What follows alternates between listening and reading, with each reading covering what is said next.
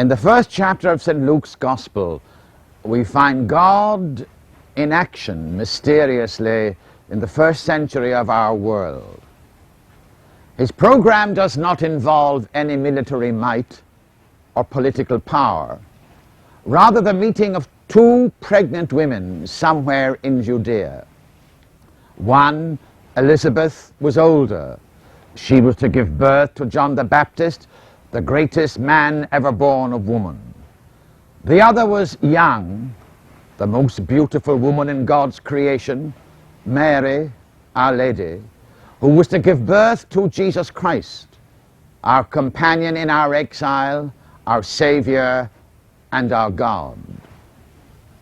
God's ways did not involve any summit meeting in Palestine or Geneva, or the convening of any giant corporation. It was just these two women, unknown to the world. The world did not know or could not care what was happening in that Judean place. God works quietly. This is very evident in the Old Testament. We read in the 19th chapter of the 3rd book of Kings how Elijah was living one of those days when he was tired of living and scared of dying. He was running away from the wicked queen Jezebel, and then God intervened. There was a mighty wind which loosened the very rocks, but God was not heard in the wind. Then there was an earthquake which shook everything to its foundations, but God was not in the earthquake. Then there was a fire, and God was not in the fire. But finally there was a gentle breeze, and God spoke to Elijah in the breeze. Have you ever stood in a country lane and watched the dawn? That irrepressible light that puts the darkness to flight and then envelops the whole world. There are no trumpet blares, no banners are unfurled. It is quiet, it is real, it is awesome. In Florida, in Key West, every evening when the sun sets in the most southerly point in the continent, people gathered there in hushed silence as they watched the sun descend beyond the horizon.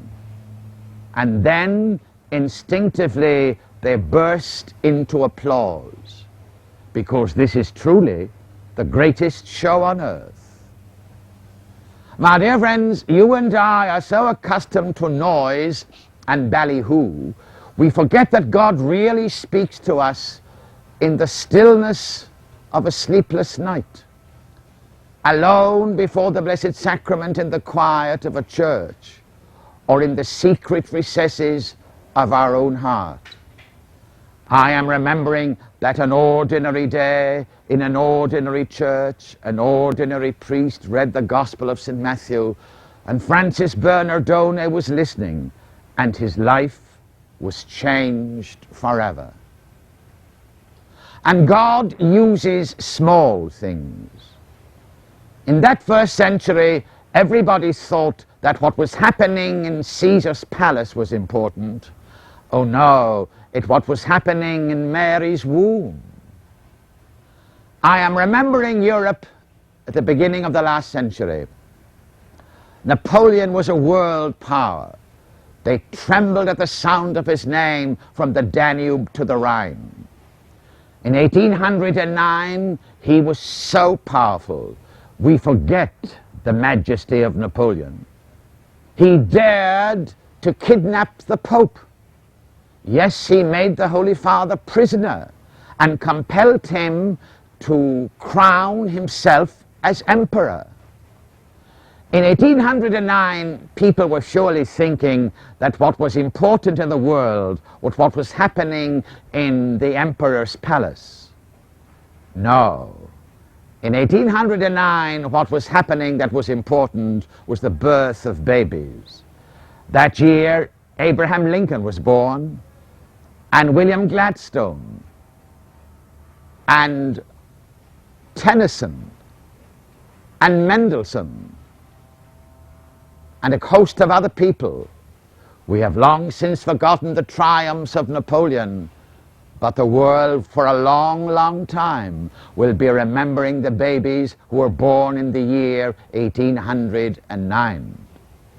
But my dear friends, in our own lonely lives, do we sometimes think when we have grey days and dark nights that God has forgotten his world and forgotten us?